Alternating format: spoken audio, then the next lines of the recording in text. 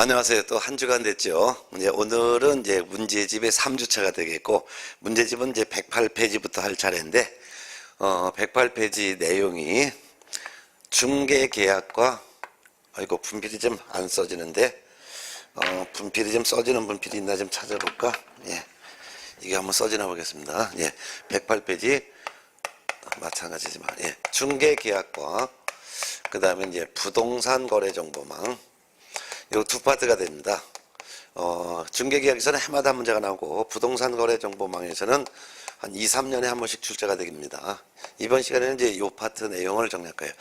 자, 그 중에서 중개계약부터 이론을 간단하게 정리하면 공인중개사법령에 규정된 중개계약은 두 종류 중개계약이 있죠. 하나는 일반 중개계약, 또 하나는 전속중개계약, 이렇게 두 가지가 이제 중개계약이 공인중개사법에 규정되어 있죠. 일반 중개계약은 뭐 여러 계공에게 경쟁적으로 중개 의뢰하고 가장 먼저 거래를 성사시켜준 계공만 보수를 받을 수 있는 형태의 중개계약이고, 전속중개계약은 특정한 계공에게 중개 의뢰하고 다른 계공에게는 중개 의뢰하지 않기로 하는 약속이죠. 일반 중개계약 같은 경우는 지금 현재 의뢰인이 계공에게 일반 중개 의뢰 내용을 명확하게 여기서 네 가지 사항을 기재한, 예를 들면은 물가 수준 네 가지를 기재한 일반 중개 계약서의 작성을 요청할 수 있죠. 물, 중개 대상물의 위치 규모, 가, 거래 예정 가격, 그 다음에 수는 중개 보수, 주는 의뢰인과 계공이 서로 준수해야 될 사항, 이 네 가지 사항을 기재한 일반 중개 계약서의 작성을 요청할 수가 있는데, 이런 요청이 있어도 계공이 이 작성할 의무는 없죠.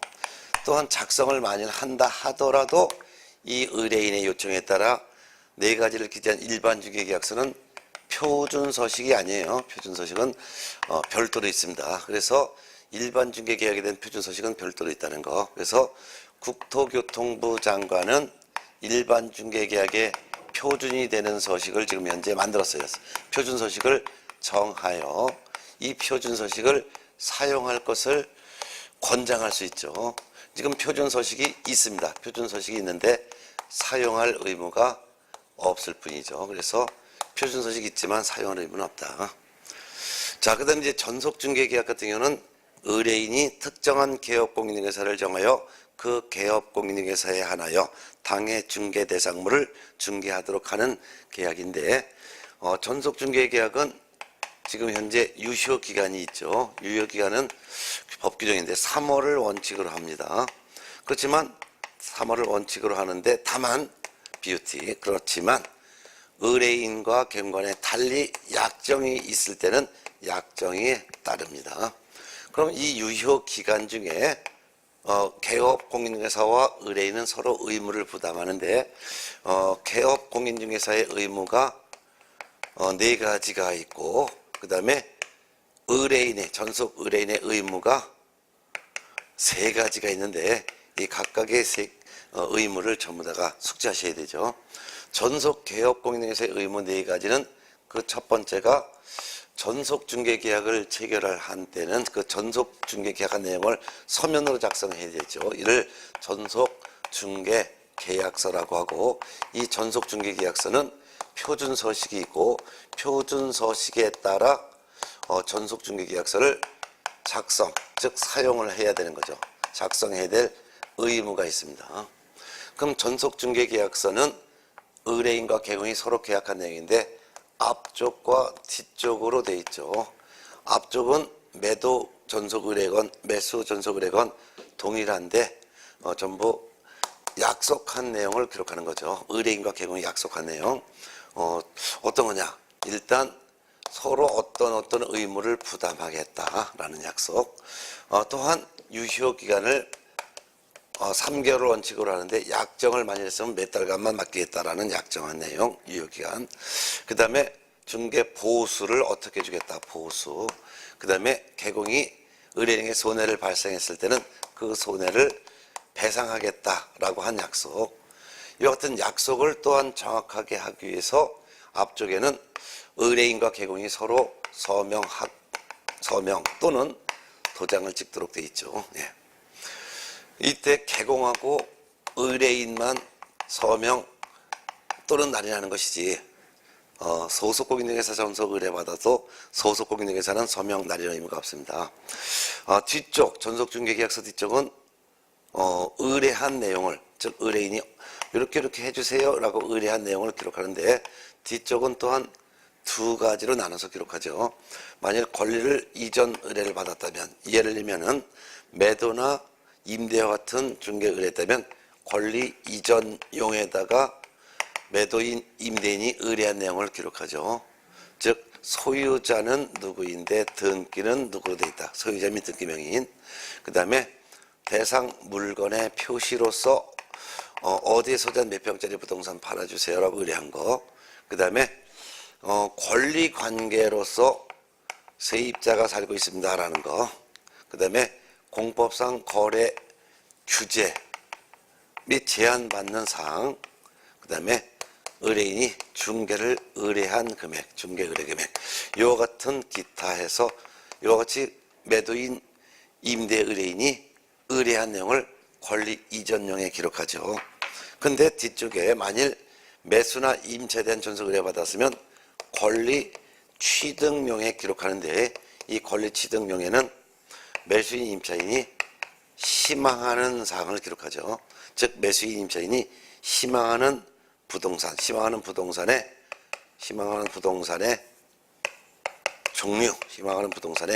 종류, 어떤 부동산 구입해 주세요.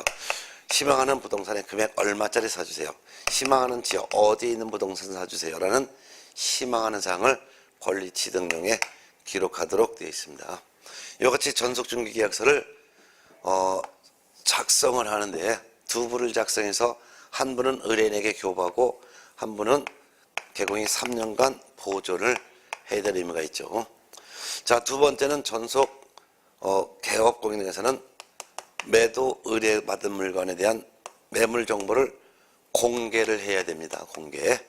근데 주의할 것은 다만 의뢰인이 정보 공개를 하지 말아주세요 라고 비공개를 개업공인중개사에게 요청을 했다면, 이때는 개업공인중개사는 정보를 공개해서는 안 되는 거죠. 그렇다면 개업공인중개사는 의뢰인의 비공개 요청이 없다면 정보를 공개해야 되는데, 공개할 때 공개하는 시기는 전속중개계약 체결하고 나서 7일 이내 공개해야 되고, 공개하는 매체는 부동산 거래정보망에 공개하거나 또는 일간 신문의 정보를 공개해야 됩니다. 공개하는 내용은 7가지를 공개해야 되는데, 7가지를 뭐냐? 기, 상, 지권, 공, 거, 시. 이같이 7가지를 공개해야죠. 기란 중개대상물을 특정하기 위한 기본적인 사항으로서 의뢰받은 물건의 종류, 소재지, 지번 면적. 상은 상태인데 벽면 상태, 도배 상태, 수도, 전기 등 각종 시설 상태도 공개해야죠. 지는 입지 조건과 환경 조건 공개해야 합니다. 권리관계가 중요한데 소유권, 전세권, 저당권 등 권리관계를 공개해야 되죠. 그렇지만 주의할 것은 다만 각 권리자의 주소, 성명, 연락처 이와 같은 것을 우리는 인적사항이라고 하는데, 인적사항에 관한 정보는 절대로 공개하여서는 안 되는 것이죠.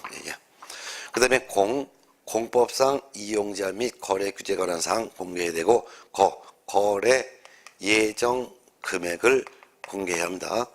전속중개계약 체결했을 때 구두로 전속중개계약 체결한 내용을 전속중개계약서는 서면을 작성했을 때 뒤쪽에 권리전용에 중개 의뢰 금액을 기재합니다. 그렇지만 전속중개계약서 작성하고 7일 동안 물건 조사해서 공개, 즉 광고할 때는 거래 예정 금액을 공개한다는 거 주의하셔야 합니다. 그 다음에 이제 공시지가인데요. 이 공시지가를 공개해야 되는 게 원칙입니다. 그렇지만 임대에 대한 전속 의뢰를 받았을 경우에는 이 공시지가는 공개하지 않아도 되는 거죠. 공개하지 아니할 수도 있습니다. 따라서 공개해도 되지만 안 해도 상관없다는 거죠. 이런 것을 다 정보를 공개했습니다. 7일 내 정보를 공개했습니다. 어디에다가? 정보망 또는 일간신문에. 뭐를? 기상직권 공고시를 공개했으면 공개하고 나서 지체 없이 공개한 내용을 의뢰인에게 문서로 통지를 해야 되겠죠. 예. 그래서 정보 공개는 전속중개계약 체결하고 나서 7일 이내 공개하지만 공개하고 나서 공개한 내용을 의뢰인에게 통지하는 것은 지체 없이 그것도 문서로 통지해야 된다는 거. 자, 그 다음에 전속개혁공사의 의무 세 번째 의무가 2주일에 1회 이상은 업무 처리사항을 의뢰인에게 문서로 통지를 해줘야 되고, 네 번째는 확인 설명 의무를 성실하게 의무를 이행을 해야죠. 그래서 성실하게 의무를 이행해야 될 의무가 있다. 확인 설명 의무를 성실하게 이행해야 된다. 자, 의뢰인도 의무가 세 가지가 있죠.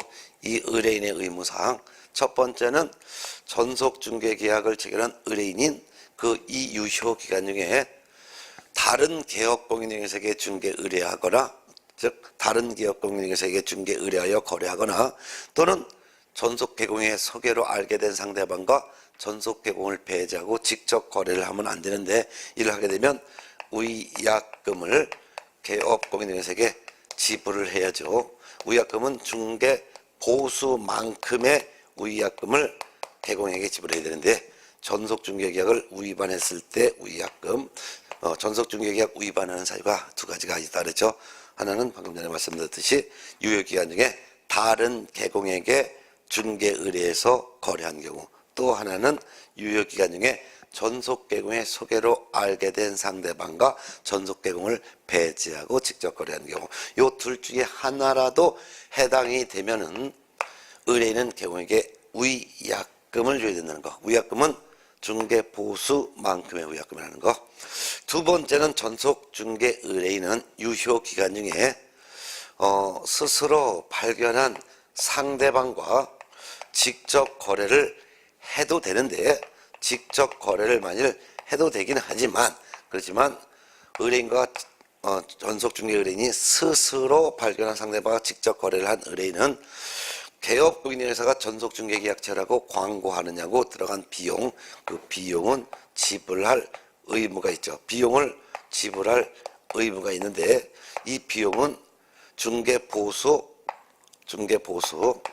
글씨가 잘 안 써지네요. 분필이 잘 안 써지는데, 중개보수 50% 범위 안에서 확인 설명하고 물건 조사하고 광고하느냐고 들어간 비용, 즉 중개보수 50% 범위 내에서 지출한 비용을 지불할 의무가 있죠. 예.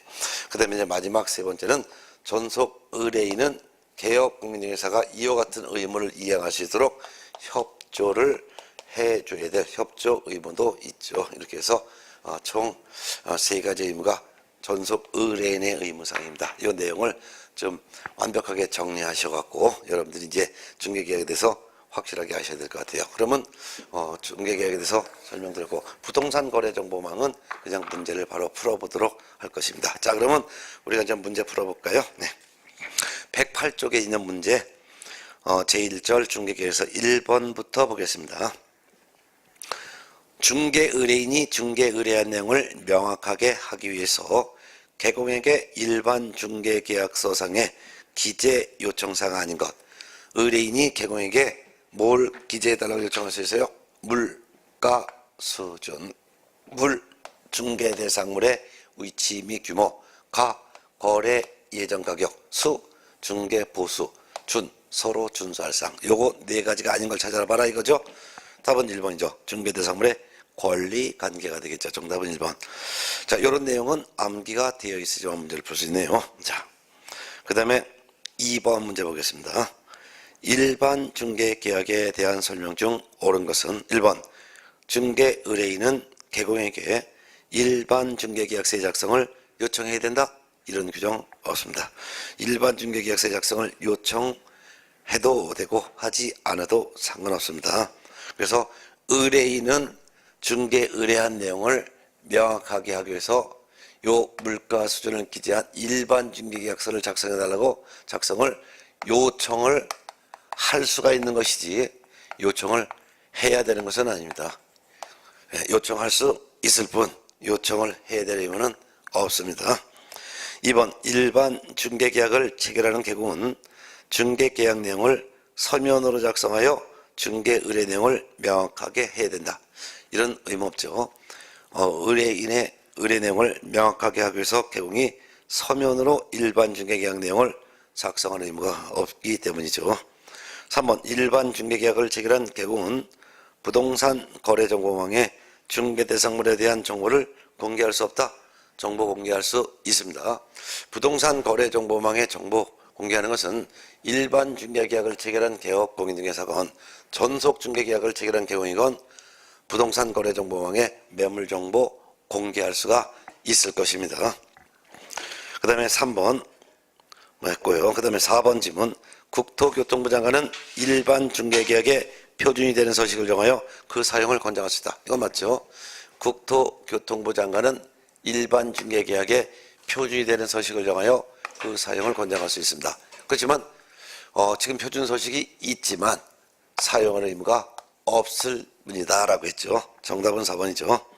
5번 개업 공인중개사는 일반 중개계약서를 작성한 경우 3년간 보존해야 된다. 보존기간 규정 없습니다. 일반 중개계약서 이를 작성했다 하더라도 보존기간 규정이 없습니다. 표준 서식에 따른 일반 중개계약서를 작성할 의무도 없지만 작성했다 하더라도 일반 중개계약에 대해서는 보존기간 규정 자체가 없습니다. 정답은 4번이 되겠죠. 네. 자, 그 다음에 3번 문제 봅니다. 109페이지 3번 중개계약에 관한 설명이다. 이제 틀린 것은 1번 개공은 전속중개계약을 체결한 때 의뢰인이 당해 중개대상물에 관한 정보의 비공개를 요청한 경우에는 정보망과 일간신문에 이를 공개해서는 안 된다. 맞죠? 의뢰인이 개공에게 정보의 비공개를 요청했다면 정보를 공개하면 안 됩니다. 일간신문에 공개해도 안 돼요. 정보망에 공개해도 안 돼요. 공개하면 안 되는 거죠. 맞습니다. 2번 전속중개계약을 체결한 개공은 부동산 거래정보망에 중개대상물의 정보를 공개할 경우 권리자의 주소, 성명을 공개된다. 그렇죠? 만일 비공개 요청이 없다면 7일 이내 정보를 공개하는데 공개하고 나서 지체 없이 공개에 따라 의뢰에게 문서로 통지해줘야죠. 그때 정보를 공개할 때 정보 공개하는 매체는 부동산 거래정보망 또는 일간신문의 정보를 공개해야 되고 공개할 때 기상, 지권, 공거, 시를 공개해야 되는데 이때 소유권, 전세권 등 권리관계를 공개해야 하지만 다만 각 권리자의 주소, 성명 등 인적사항에 관한 정보는 공개해서는 안 되죠. 공개하면 안 됩니다. 그래서 권리자의 주소, 성명 공개하여서는 아니 된다라고 해야죠. 정답은 2번. 3번 당사자 간에 다른 약정이 없는 한 전속중개계약의 유효기간은 3월로 한다. 맞죠? 유효기간에 대한 약정이 있으면 약정이 따르고 약정이 없을 때는 유효기간은 원칙적으로 3월이 원칙이다. 맞죠? 그 다음에 4번 질문. 의뢰인은 개공에게 거래 예정 가격을 기재한 일반 중개계약서의 작성을 요청할 수 있다. 맞습니다. 의뢰인은 개공에게 물가 수준, 거래 예정 가격을 기재한 일반 중개계약서의 작성 요청할 수 있죠? 맞죠? 그 다음에 5번 개공은 전속중개계약을 체결한 때는 당해 계약서를 3년간 보존해야 된다. 맞습니다. 전속중개계약서는 3년간 보존해야 됩니다. 일반 중개계약서는 보존기간 규정이 없지만 전속중개계약서는 3년간 보존해야 합니다. 맞죠? 따라서 틀린 것은 2번이었습니다. 네. 4번 문제 봅니다. 일반 중개계약에 관한 설명 중에서 틀린 것은 1번 국토교통부 장관은 일반 중개계약에 표시되는 서식을 정하여 이해 사용을 권장할 수 있습니다. 맞죠? 2번 의뢰인의 요청에 따라 기재하는 일반 중개계약서의 기재사항과 표준 서식에 따른 일반 중개계약서의 기재사항은 동일하다? 다릅니다. 아까도 말씀드렸지만 의뢰인이 개공에게 요청해서 요 물가 수준 4가지를 기재한 일반 중개계약서의 작성을 요청하셨다 그랬죠. 그런데 이때 작성하는 일반 중개계약서는 표준 서식이 아니죠. 표준 서식은 따로 있다 그랬죠. 표준 서식이 아닙니다. 그래서 표준 서식은 따로 있는데 표준 서식에 기재하는 내용과 의뢰인의 요청에 따라 작성하는 일반 중개계약서에 기재하는 내용은 완전히 다릅니다. 그 다음에 2번. 그래서 2번에서 틀렸고 정답은 2번이고요. 3번 일반 중개계약서는 표준서식 있죠. 있지만 사용하는 의무가 없을 뿐이죠. 4번 표준서식에 의한 일반 중개계약서는 앞쪽 뒤쪽으로 구분되어 있습니다. 맞습니다. 일반 중개계약서건 전속중개계약서건 표준서식은 앞쪽 뒤쪽 이렇게 나눠져 있습니다. 5번 표준서식에 따라 일반 중개계약을 체결한 의뢰인은 다른 개공에게 중개를 의뢰할 수 있습니다. 일반 중개계약의 특징은 구두로 체결됐건 그냥 일반 중개계약서를 작성했건 또는 표준서식에 따른 일반 중개계약서를 작성했건 일반 중개계약을 체결한 의뢰인은 다른 개공에게도 계속 또 중개를 의뢰할 수가 있습니다. 맞죠? 정답 2번입니다. 그 다음에 이제 5번 문제를 볼게요.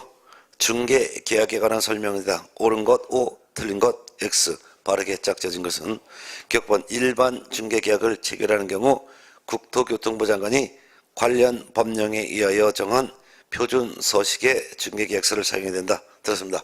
일반 중개계약서는 표준서식이 있지만 사용할 의무가 없고 전속중개계약은 표준서식이 있고 표준서식을 사용해야 될 의무가 있습니다. 그래서 표준서식은 일반 중개계약, 전속중개계약 다 표준서식이 있지만 일반 중개계약은 표준서식 사용하는 의무가 없고 전속중개계약은 표준서식에 따른 전속중개계약서를 사용할 의무가 있습니다. 니은번 전속중개계약을 체결한 경우 특별한 약정이 없는 한 전속중개계약의 유효기간은 3월 맞습니다. 전속중개계약. 일반 중개계약은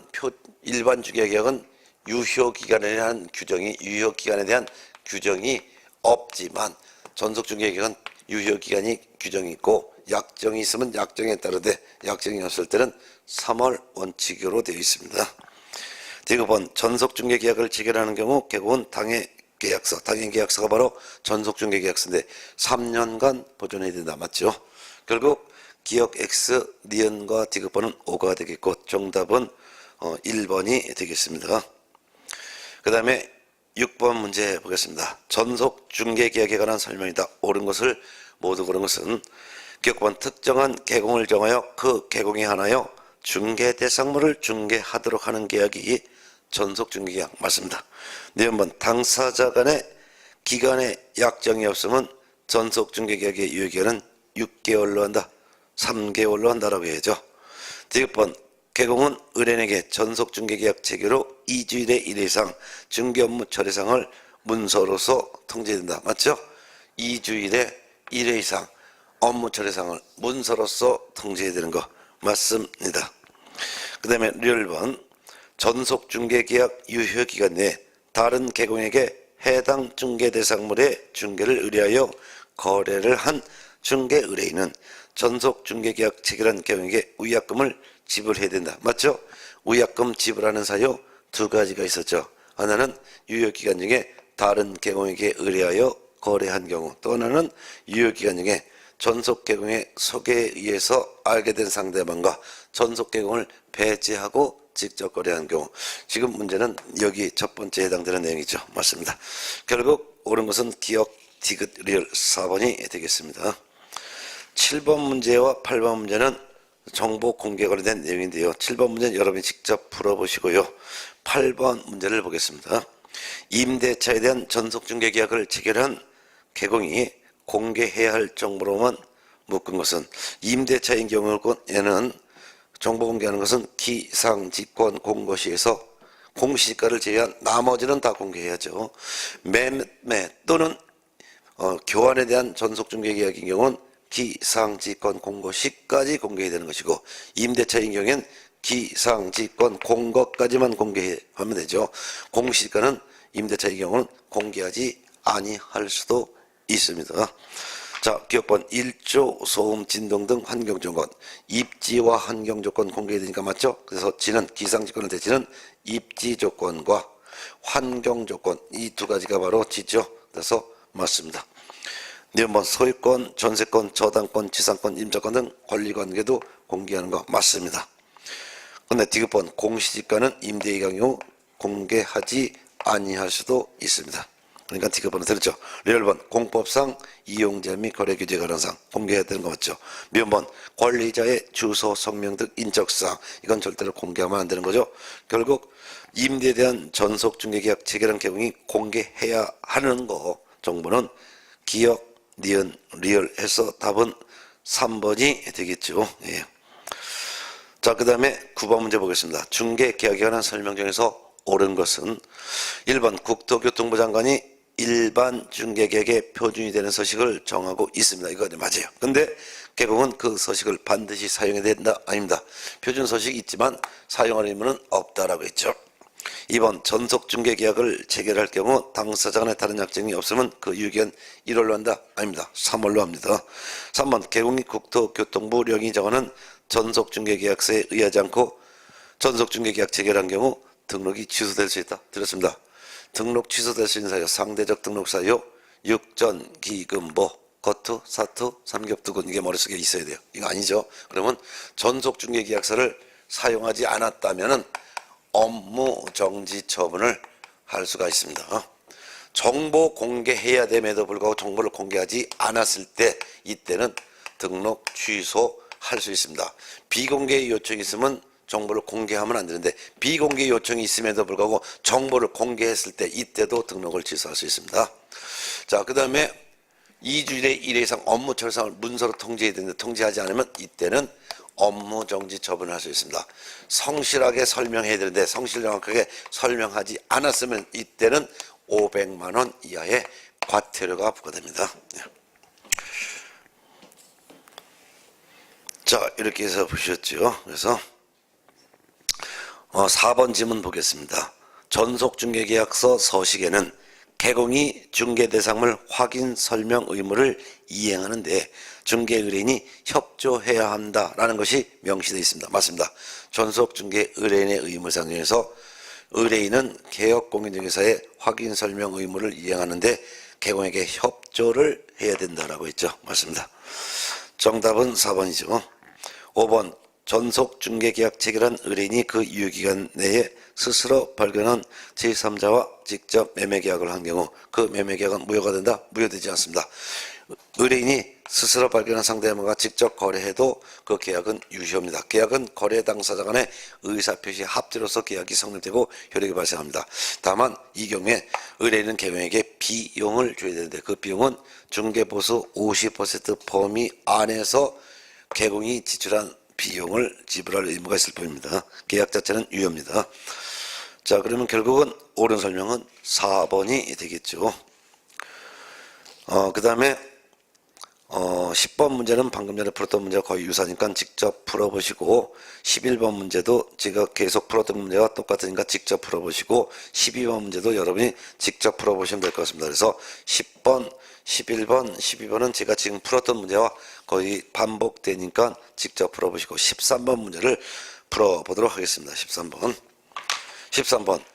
공인중개사 법령상 중개계약에 관한 다음의 내용 중에서 틀린 것은 1번 개공 A는 의뢰인 B와 5개월간의 전속중개계약을 체결하였고 의뢰인 B의 요청에 의해서 중개대상물에 대한 정보를 비공개로 하기로 했다. 맞죠? 전속중개계약의 유효기간은 약정으로 자유롭게 정할 수 있으며 또한 정보를 공개하지 말아달라고 비공개 요청을 하여 비공개하기로 약속해도 되는 것이죠. 맞습니다. 틀린 내용 없습니다. 2번 개공 C는 의뢰인 D와 표준 서식에 의한 일반 중개계약서를 작성하였고 그 계약서에 중개 보수와 중개 의뢰 금액을 기재했다. 잘했습니다. 일반 중개계약서는 두 종류가 있다 그랬죠. 그냥 의뢰인의 요청에 따라서 작성하는 그 일반 중개계약서는 표준 서식이 아니고 표준 서식이 아닌 일반 중개계약서는 거래 예정 가격을 기재합니다. 그렇지만 일반 중개계약서 표준 서식은 앞쪽과 뒤쪽으로 되어 있고 뒤쪽은 전속중개계약 내용과 똑같이 뒤쪽에 기재하는 건 한 글자도 안 틀리고 전속중개계약과 똑같습니다. 그래서 뒤쪽에는 중개 의뢰 금액을 기록하도록 되어 있죠. 물론 앞쪽에는 보수에 대해서 기록을 합니다. 그래서 일반 중개계약서도 전속중개계약서 똑같이 앞쪽 뒤쪽이 있는데 앞쪽은 의뢰인은 어떤 권리 의무가 있다. 이런 것들도 있고 유효기간, 보수, 손해배상. 그 다음에 뒤쪽은 권리이전용, 권리취득용 이렇게 나눠가지고 있고, 그래서 앞쪽에는 중개 보수에 관한 사항을 일반 중개계약서에서 기재하고 뒤쪽에는 중개 의뢰 금액을 기록하도록 되어 있습니다. 따라서 일반 중개계약서는 두 종류의 일반 중개계약서가 있다는 것을 전체적으로 이해하고 있어야 되고, 의뢰인이 요청에 따라 기재하는 일반 중개계약서는 물가, 수준 네 가지밖에 없고, 그렇지만 표준 서식에 따른 일반 중개계약서는 앞쪽, 뒤쪽, 앞쪽에는 의뢰인과 개공의 어떤 의무사항, 또한 보수, 유효기간, 손해배상 책임, 서명인, 뒤쪽에는 권리 이전용인지 권리 취득용인지 구분해서 권리 이전용이라면 소유자 및 등기 명의인, 대상 물건 표시, 그 다음에 권리관계, 그 다음에 공법상 거래 규제 및 제한사항, 중개 의뢰 금액 등을 기재하고, 매수 임차에 대한 권리 취득용이라면 희망하는 부동산의 종류, 희망하는 부동산의 금액 또는 희망 지역 이런 것들을 기록하도록 되어 있습니다. 따라서 2번 지문도 맞습니다. 3번 등록관청은 국토교통부 령에서 정하고 있는 전속중개계약서에 의하지 않고 전속중개계약을 체결했다는 이유로 개공 이에게 3개월의 업무정지를 명했다. 가능하죠. 이같이 전속중개계약서 사용하지 않으면 업무정지를 할 수 있는데, 업무정지는 6월 범위 안에서 업무정지할 수 있죠. 그 업무정지 기준 기간이 국토교통부령에 규정되어 있고, 국토교통부령에서는 3개월로 되어 있습니다. 맞습니다. 4번 개공이 전속중개계약을 체결한 때는 당해계약서 3년간 보존해야 되죠. 맞죠? 5번 개공이 임대차를 위한 전속중개계약을 체결한 경우 중개대상물의 거래 이전 금액 및 공시지가는 필수적 정보 공개 대상에 해당한다. 임대차인 경우도 거래 이전 금액은 필수 공개사항이지만, 그렇지만 임대차의 경우 공시지가는 필수 공개사항이 아니라 공개해도 되고 공개하지 않아도 되는 임의 공개 대상에 해당되겠죠. 그래서 공시지가는 임의적 정보 공개 대상에 해당합니다. 따라서 틀린 것은 5번이죠. 자, 그러면 14번 문제. 개공이 매도 전속중개 의뢰받은 경우 전속중개계약서에 기재하는 내용 아닌 것. 전속중개계약서는 앞쪽 뒤쪽도 있다 그랬죠. 일반 중개계약서 표준 서식도 앞쪽 뒤쪽도 있어요. 그래서 오른쪽에 해설에 앞쪽에 기재하는 거, 뒤쪽에 기재하는 거 이렇게 구분해 놨습니다. 자, 근데 14번에서는 포인트가 매도 전속중개예요. 그렇다면 1번 유효기간 이거 앞쪽에 기재합니다. 2번 중개 의뢰금액 뒤쪽에 기재하죠. 3번 취득 희망가격, 이거는 매수 임차와 같은 권리 취득에 대한 의뢰받았을 때 기재할 사항이지 매도 의뢰받았을 때 기재하는 내용이 아닙니다. 정답 3번. 4번 권리관계, 이 권리관계 뒤쪽에 기재하고, 5번 거래규제 및 공법상 제한사항도 뒤쪽에 기재하도록 되어 있습니다. 예, 이렇게 보셨습니다. 그 다음에 15번 문제 보겠습니다. 표준 서식에 의한 전속중개계약서상 의무를 설명한 것 중 옳은 것은 1번 중개 의뢰인이 전속중개계약의 유효기간 내에 전속 개공 외의 다른 개공에게 중개 의뢰하여 거래한 경우에는 개공에게 위약금 지불해야 됩니다. 맞죠? 유효기간 중에 전속 개공 외에 다른 개공에게 중개를 의뢰하여 거래했다면 중개보수만큼의 위약금 지불해야 되잖아요. 맞죠? 답은 1번입니다. 2번 정보를 공개한 개공은 7일 내에 공개한 내용을 전속중개 의뢰인에게 문서로 통지해야 된다. 들었습니다. 정보 공개는 전속중개계약 체결하고서 7일 내에 공개하지만 공개한 내용을 의뢰인에게 문서 통지하는 것은 공개한 후 지체 없이 통지해야 되겠죠. 3번 개공은 2주 1회 1회 이상 업무 처리상을 의뢰인에게 통지해야 합니다. 맞아요. 여기까지. 근데 그 통지의 방법 제한이 없다? 아닙니다. 문서로만 통지하도록 제한이 있습니다. 4번 전속중개계약서에 규정된 사항은 당사자가 달리 정할 수 있다? 없습니다. 전속중개계약서에 기재한 내용은 강행 규정의 성질을 갖고 있습니다. 그래서 전속중개계약서에 기재된 사항은 달리 약정할 수 없고, 전속중개계약서에 기재하지 아니한 사항에 대해서만 별도로 약정을 할 수 있을 것입니다. 따라서 전속중개계약서 앞쪽에는 손해를 발생시켰으면 개공은 배상하겠다라고 앞쪽에 기록된데, 이와 다르게 개공이 손해를 발생시켰어도 개공은 손해를 배상 책임지지 않는다라고 다르게 약정을 할 수가 없다 그 뜻입니다. 그 다음에 5번 중개 의뢰인이 유효기간 내 스스로 발견한 상대방과 직접 거래를 한 때에는 중개보수 50%를 개공에게 지불해야 된다. 들었습니다. 중개보수 50%를 지불하는 것이 아니라 의뢰인이 유효기간에 스스로 발견 상대방과 직접 거래한 경우는 중개보수 50% 범위 안에서 중개보수 50% 범위 안에서 개공에 소요된 비용을 지불해야 합니다. 무조건 중개보수 50%를 지불하는 것이 아니라 중개보수 50% 범위 안에서 개공에 소요된 비용 지불한다는 거 기억하셔야 합니다. 정답 1번입니다. 자, 그 다음에 16번 문제를 보겠습니다. 단독주택 소유자 갑은 개공을과 2015년 4월 1일부터 2달간 임대 의뢰에 대한 전속중개계약을 체결한 후 4월 15일에 부동산 거래정보망에 당해 주택에 대한 정보를 공개했다. 다음 설명 중 옳은 것은? 여기서 포인트는 전속중개계약의 유효기간이 2달이라는 거, 그리고 두 번째는 전속 의뢰 내용이 임대에 대한 전속 의뢰라는 거, 요거 두 가지를 딱 캐치하고서 문제를 봅니다. 1번 개공을은 당해 주택 공시가 공개해야 된다. 임대에 대한 전속 중개 계약이 전에 공개하지 아니할 수 있습니다. 2번 전속 개공을은 당해 주택에 병 명의의 저당권이 설정되어 있어서 저당권자 병의 주소 성명 피담보채권 공개했다.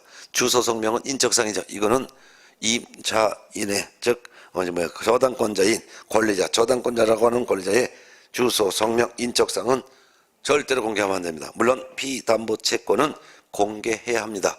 즉 근저당이 설정되는데 채권 체급 얼마입니다. 피담보채권 얼마입니다. 라는 것은 공개해야 하지만 저당권자의 성명, 주소, 이와 같은 인적사항은 공개하면 안 됩니다. 3번 전속개공을은 의뢰인 갑의 정보의 비공개 요청이 있는 때는 중개대상물에 관한 정보를 공개하지 아니할 수 있다. 아닙니다.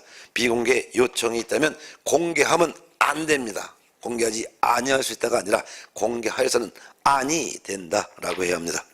4번 전속개공을은 5월 15일 임대차 계약의 거래가 완성되어 5월 16일에 거래정보사업체에 그 사실을 통보한 것은 이 법 위반이 아닙니다. 맞습니다.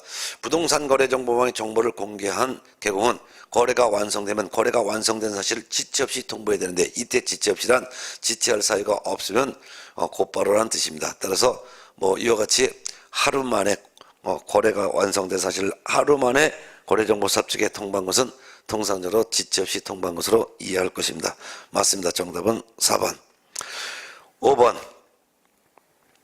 단독주택 소유자인 의뢰인 갑은 6월 15일 다른 개공의 중개로 정과 임대차 계약을 체결했습니다. 이렇게 딱 나온 순간 전속중개계약 유효기간이 4월 1일부터 2달간이니까 5월 31일까지인데 6월 15일이면 전속중개계약 유효기간이 경과된 다음에 의뢰인이 다른 개공과 계약했거나 그러면 이거는 전속중개계약 위반이 아니거나 전속중개계약 유효가 끝나고서 다른 개공의 의뢰로 거래했거나 이걸 딱 잡아야죠. 그래서 전속 의뢰인이었던 갑은 6월 15일 다른 개공의 중개로 정가 임대차 계약을 체결한 경우 전속 개공에게 그가 지불해야 하는 중개보수에 해당하는 금액만큼을 위약금으로 지불해야 된다. 지불하지 않습니다. 왜? 유효기간이 지났기 때문입니다. 정답은 4번입니다. 그 다음에 17번 문제는 여러분이 직접 풀어보시고 그 다음에 120페이지부터 부동산 거래정보망인데요. 이 부동산 거래정보망은 아까도 말씀드렸듯이 2년에 한 번꼴 나올 듯 말 듯 나오는데 이 부동산 거래정보망은 이론 정리하지 않고 바로 문제를 풀어보도록 하겠습니다. 자, 18번 문제 봅니다. 부동산 거래정보망에 관한 설명이다. 옳은 것은 1번 부동산 거래정보망이란 개공과 의뢰인 상호간에 중개대상물의 중개에 관한 정보를 교환하는 체계를 말한다. 아닙니다. 부동산 거래정보망은 매물 정보를 공개한 개공과 공개되어 있는 매물 정보를 검색한 다른 개공, 따라서 개공 상호 간의 중개 대상물에 관한 정보를 서로 교환하는 체계를 말합니다. 따라서 정보망은 의뢰인은 정보를 공개할 수도 없고 의뢰인은 공개되어 있는 정보를 검색할 수도 없기 때문에 부동산 거래 정보망은 개업 공인중개사 상호 간의 중개 대상물의 중개에 관한 정보를 교환하는 체계입니다. 의뢰인이 들어가면 무조건 틀립니다. 2번 국토교통부 장관은 부동산 거래 정보망을 설치 운영할 수 있다? 없습니다. 국토교통부 장관은 단지 부동산 거래 정보망을 설치 운영할 자가 누구인지를 지정만 할 수 있습니다. 따라서 공인중개사법에서도 국토교통부 장관은 개업 공인중개사 사업안에 부동산의 매매 등에 관한 정보의 공개와 유통을 촉진하고 공정한 부동산 거래 질서를 확립하기 위해서 부동산 거래 정보망을 설치 운영할 자를 지정할 수 있다. 지정만 장관이 할 수 있습니다. 3번 전기통신사업법에 의한 부가통신사업자라면 개인도 거래정보사업자로 지정 신청할 수 있습니다. 맞습니다. 거래정보망을 설치 운영할 자로 지정을 받을 수 있는 사람은 전기통신사업법에 따라 부가통신사업 신고한 자면 됩니다. 부가통신사업 신고한 자라면 개인도 법인도 할 수 있습니다. 다만 법인 중에서 중개사무소 개설 등록한 법인만은 지정 신청을 할 수가 없을 것입니다. 그 다음에 이제 답은 3번이고요. 4번 법개공도 거래정보사업자로 지정을 받을 수 없다. 법개공도 거래정보사업자로 지정을 받을 수 있다. 없습니다. 법개공은 중개업 외에 6가지 업종만 겸업할 수 있고 6가지 업무가 관, 상, 기, 분, 소, 경입니다. 관, 상가주택에 대한 관리 대행, 그 다음에 상, 부동산의 이용, 개발, 거래에 관한 상담, 기는 개공을 대상으로 한 중개업의 경영, 기법 등의 제공, 부는 상가 및 주택에 대한 분양 대행, 소는 이사업체나 도비업체의 소개, 경은 경매 및 공매 대상 부동산의 권리 분석 및 취득의 할선과 매수 신청, 입차 신청 대리만 할 수 있고 법개공이 부동산 거래 정보 사업 자체를 할 수가 없습니다. 따라서 법개공은 부동산 거래 정보 사업자로 지정을 받을 수가 없고 거래정보사업자 될 수도 없고 또한 부가통신사업도 할 수 없습니다. 5번 협회에 가입한 개공이 하나여 협회가 설치한 정보망 이용할 수 있다? 아닙니다. 협회에 가입했건 협회에 가입하지 않았건 협회가 설치한 부동산 거래정보망 이용할 수 있습니다. 정답은 3번입니다. 그 다음에 19번 문제 봅니다. 부동산 거래정보망의 지정 및 이용에 관한 설명 중에서 틀린 것은 1번 국토교통부 장관은 부동산 거래정보망을 설치 운영할 자를 지정할 수 있습니다. 맞죠? 2번 부동산 거래정보망은 개공상호안에 부동산의 매매 등에 관한 정보의 공개와 유통을 촉진하고 공정한 부동산 거래 질서를 확립하기 위한 것이십니다. 맞습니다. 4번 거래정보사업자로 지정을 받으려면 그 부동산 거래정보망에 가입 이용 신청을 한 개공 숫자가 총 500명 이상이어야 합니다. 맞습니다. 물론 이 500명 안에 둘 이상의 시도에서 각각 30인 이상의 개공이 골고루 가입 이용 신청을 해야 되겠죠. 그래서 전국적으로는 500명 이상의 개공이 미리 가입 이용 신청을 해야 한다. 500명 안에 둘 이상의 시도에서는 각각 30명 이상의 경위 골고루 이용 신청을 해야 될 것이죠. 맞죠? 4번 거래정보사업자는 지정받은 날로부터 3월 이내 부동산 거래정보망의 운영 규정을 정하여 지정권자 즉 국토교통부 장관이 지정권자인데 지정권자의 승인을 얻어야 합니다. 맞습니다. 5번 거래정보사업자로 지정을 받기 위해서 신청서를 제출하는 경우 확보한 정보처리 기사 자격증 4번을 제출해야 합니다. 맞아요. 근데 확보한 공인중개사 자격증 4번 제출하지 않는다? 제출해야 합니다. 공인중개사 법령 전체를 통틀어서 공인중개사 자격증 4번을 제출하는 경우는 딱 한 번밖에 없습니다. 즉 거래정보사업자로 지정을 신청하는 자는 확보한 공인중개사 한 명의 자격증 4번 첨부를 해야 됩니다. 그렇지만 그 외에는 자격증 4번 첨부하는 경우가 없습니다. 따라서 공인중개사가 등록을 신청한다 하더라도 또는 소공을 고용하여 고용신고한다 하더라도 또는 분사무소 설치 신고한다 하더라도 확보한 공인중개사 이들의 책임자 소공 이들의 자격증 원본이고 4번이고 일체 제출하지 않습니다. 그렇지만 유일하게 거래정보사업자로 지정 신청하는 경우에는 지정 신청자는 확보한 공인중개사 한 명의 자격증 4번 한 장을 꼭 4번을 첨부해야 할 것입니다. 정답은 5번이 되겠습니다. 그 다음에 20번 문제는 여러분이 직접 풀어보시고요. 21번 보겠습니다. 부동산 거래 정보망에 관한 설명 중 옳은 것은 1번 거래 정보사업자로 지정을 받기 위해서 신청서를 제출하는 경우 자격증 원본을 첨부해야 한다. 아닙니다. 자격증 4본 첨부해야 할 것입니다. 2번 국토교통부 장관은 거래정보사업자 지정 신청을 받은 날부터 14일 이내 이를 검토하여 지정 여부를 검토해야 된다. 아닙니다. 30일 이내에 지정 여부를 결정하여 알려줘야 됩니다. 그 다음에 3번 전속 중개계약 체결한 개공이 부동산 거래정보망에 임대 중인 중개대상물의 정보를 공개하는 경우 임차인의 성명을 공개해야 된다. 임차인의 성명은 권리자의 인적사항입니다. 인적사항은 공개하여서는 안 됩니다. 4번 거래정보사업자로 지정받은 법인이 해산하여 부동산 거래정보망 사업의 계속적인 운영이 불가능한 경우 국토교통부 장관은 청문을 거치지 않고 사업자 지정을 취소할 수 있습니다. 맞습니다. 자, 사망 해산하면 지정을 취소할 수 있는데요. 이때 사망 해산을 이유로 지정 취소하고자 할 때는 이때는 청문을 거치지 않습니다. 참고적으로 중개사무소 개설 등록을 한 개공이 사망 또는 해산한 경우에는 이때는 등록을 취소하여야 합니다. 이때 등록 취소 처분하기 전에 청문 실시하지는 않지만 등록 취소 처분 하여야 합니다. 또한 그렇지만 거래 정보사업자로 지정을 받은 사람이 사망 해산한 경우에는 그 지정을 반드시 취소하여야 하는 것이 아니라 지정을 취소할 수 있다라는 차이점이 있는데요. 사망 해산을 이유로 등록 취소나 또는 지정 취소 처분하고자 할 때는 청문을 거치지는 않는 것은 공통적입니다. 그렇지만 개공이 사망 해산하면 등록을 취소하여야 하고 거래정보사업자가 사망 해산한 경우엔 지정을 취소할 수 있다라는 성격이 차이점만 있습니다. 그렇지만 사망 해산인 경우는 둘 다 청문은 실시하지 않습니다. 맞습니다. 정답은 4번이죠. 5번 거래정보사업자는 개공으로부터 의뢰받은 중개대상물의 정보뿐만 아니라 의뢰인의 이익을 위해 직접 조사한 중개대상물의 정보도 정보망에 공개할 수 있다. 없습니다. 거래정보사업자는 오직 개공으로부터 공개 의뢰받은 정보에 한하여 이를 공개해야 합니다.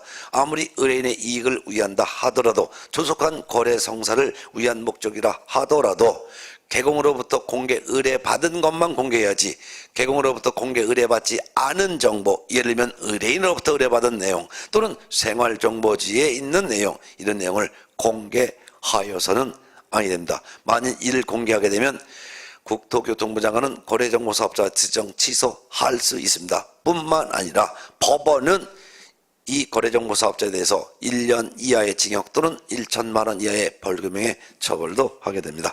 정답은 4번이었습니다. 22번 봅니다. 거래정보사업자 지정 요건이다. 옳은 것은 1번 전기통신사업법에 의한 부가통신사업자로 신고된 법인일 것. 들었습니다. 부가통신사업 신고한 자일 것이어야 하면 됩니다. 부가통신사업자로 신고한 자라면 개인도 가능하고 법인도 가능하기 때문입니다. 법인으로 제한을 둬서 틀린 것입니다. 그래서 전기통신사업법에 의한 부가통신사업 신고를 한 자일 것이라고 해야 되겠죠. 2번 가입 이용 신청을 한 개공 숫자가 전국적으로 500명 이상이고 그 둘 이상의 시도에서 각각 30명 이상의 개공이 가입 이용 신청하였을 것. 이건 맞습니다. 정답 2번. 3번 개공 1명 이상을 확보할 것. 들었습니다. 개공이 아니라 공인중개사 1명 이상 확보할 것이고 4번 정보처리기사 2명 이상 확보할 것. 들었습니다. 정보처리기사 1명 이상 확보할 것. 5번 부동산 거래정보망 이용자가 국토교통부 장관이 정하는 용량 및 성능의 컴퓨터 설비를 확보할 것. 틀렸습니다. 정보망 이용자가 아니라 부동산 거래정보사업자로 지정을 신청하는 자입니다. 지정 신청자가 국토교통부 장관이 정하는 용량과 성능을 갖춘 컴퓨터 설비를 확보해야 되는 것이지 정보망을 이용하는 사람은 개공인데요. 개공이 컴퓨터 설비를 확보하는 것이 아닙니다. 정답은 2번이죠.